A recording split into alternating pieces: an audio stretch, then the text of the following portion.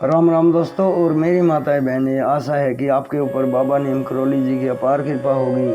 आपके घर परिवार में सभी कुशल मंगल होंगे, यही मेरी प्रार्थना, यही मेरी अर्जी है। मेरे प्रभु श्री राम जी, मेरे बाबा नीम करोली, मेरे हनुमान जी, सभी देवी देवताओं के आशीर्वाद सहित सभी का आह्वान करके मैं आपको आज ये श्रीमद् वाल्मीकि रामायण अरण्य कांड का 65वां सर्ग सुनाता हूँ। इसे पूरा सुने मेरे माताएं बहनें, मेरे भाइयों, और आगे भी शेयर करें। आपके सभी संकट दूर कर देगी रामायण, ये आशीर्वाद है सभी देवों का। जय श्री राम। लक्ष्मण का श्री राम को समझा बुझाकर शांत करना।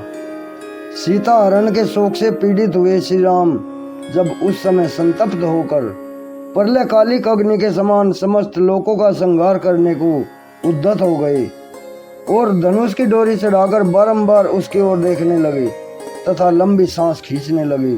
साथ ही कल्पांत काल में रुद्रदेव की भांति समस्त लोकों को नष्ट कर देने की इच्छा करने लगे, तब जिन्हें इस रूप में पहले कभी नहीं देखा गया था।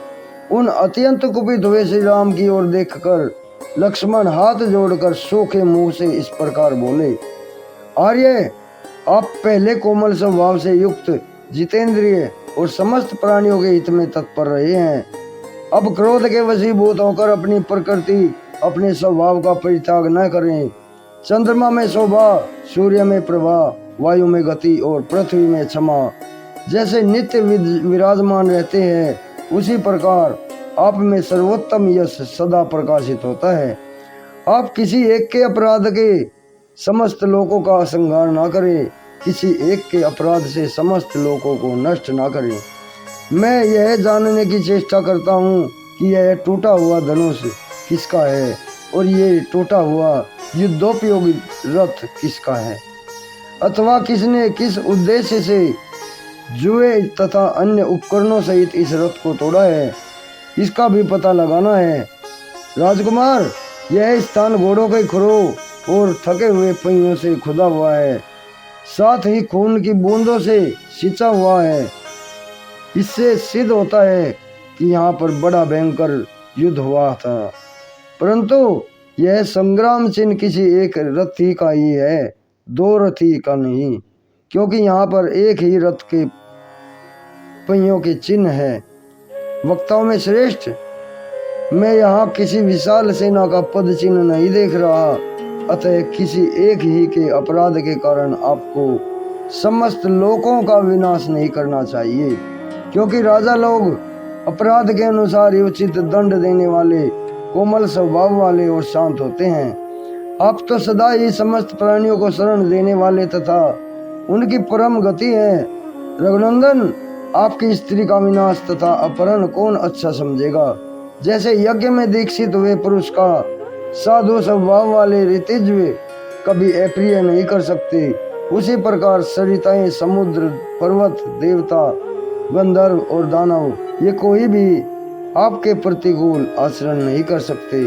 राजन, जिसने सीता का अपहरण किया है उसी का अन्वेषण करना चाहिए।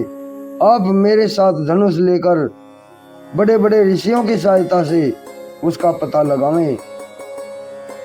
हम सब लोग एकाग्रचित होकर समुद्र में खोजेंगे, पर्वतों और वनों में ढूंढेंगे, नाना प्रकार के भयंकर गुफाओं और भांति भांति के सरोवरों को छान डालेंगे तथा देवताओं और गंधर्वों के लोकों में भी तलाश करेंगे।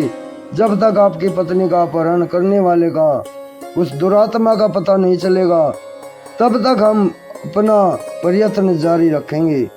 कौशल नरेश, यदि हमारे शांतिपूर्ण बर्ताव से देवेश्वर गण आपकी पत्नी का पता नहीं देंगे तो उस अवसर के अनुरूप आप कार्य कीजिएगा।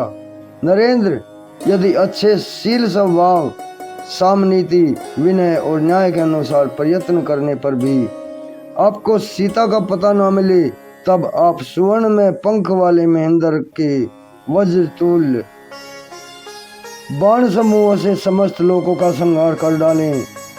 इस प्रकार श्री वाल्मीकि निर्मित आस रामायण आदि काव्य के अरण्य कांड में 65वां सर्ग पूर्ण हुआ। जय श्री राम। हे प्रभु राखो शरण। श्री राम, श्री हनुमान जी, जय बाबा नीम करोली महाराज। दोस्तों और मेरी माताएं बहनें, ये 65वां सर्ग पूर्ण हुआ है। कल मैं आपको 66वां सर्ग सुनाऊंगा। लक्ष्मण का श्री राम को समझाना।